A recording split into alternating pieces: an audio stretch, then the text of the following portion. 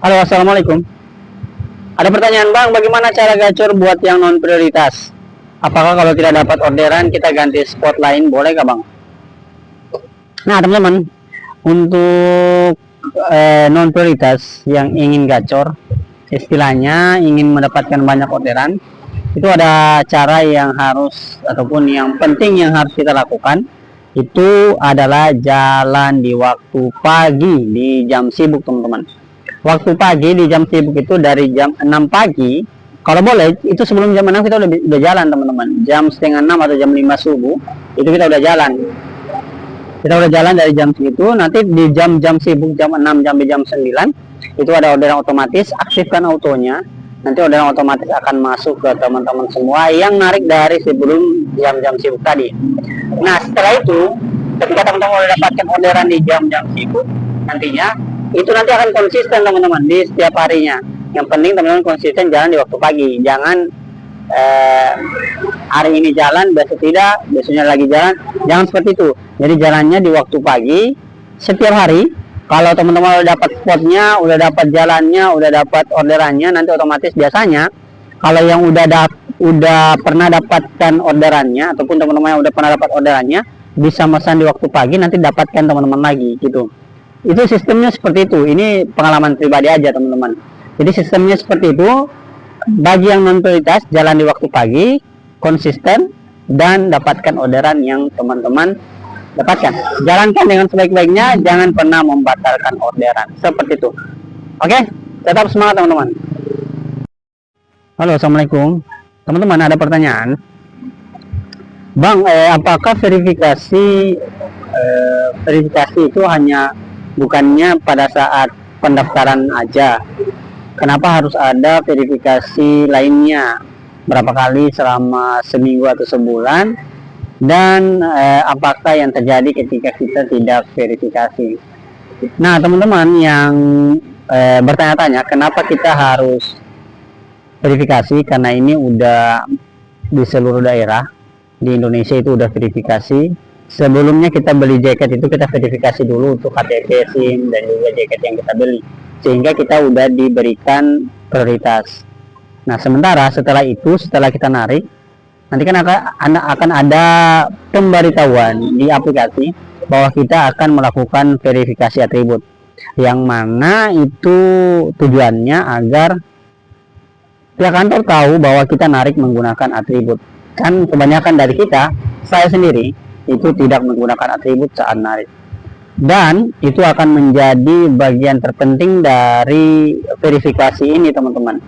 Ketika kita verifikasi, kita menjaga prioritas kita tidak hilang, dan ketika kita verifikasi itu pihak kantor memastikan kita masih menggunakan atribut untuk jalan. Berapa kali selama satu minggu? Biasanya itu satu minggu bisa 2-3 kali. Tinggal sistem yang membaca kalau ada laporan dari customer yang melaporkan kita tidak menggunakan atribut, nanti tiba-tiba itu langsung muncul teman-teman. Nah biasanya satu bulan itu 1 kali kalau memang kita sering menggunakan atribut dan tidak ada laporan gitu. Terus teman-teman, apa yang terjadi ketika kita tidak menggunakan atribut? Yang paling harus dan kita lihat sebagai efek dari kita tidak menggunakan atribut adalah kehilangan prioritas. Tetap semangat teman-teman. Halo guys, assalamualaikum. Nah ada pertanyaan, bang, kalau verifikasi wajah terlewatkan, apakah itu berpengaruh bang, atau otomatis prioritas akan hilang, atau bagaimana bang? Mohon dijawab. Nah teman-teman, ketika teman-teman melewatkan verifikasi wajah ataupun verifikasi atribut ataupun verifikasi di kantor ataupun verifikasi lainnya, verifikasi KTP, yang itu sangat penting kita lakukan agar prioritas kita tetap terjaga.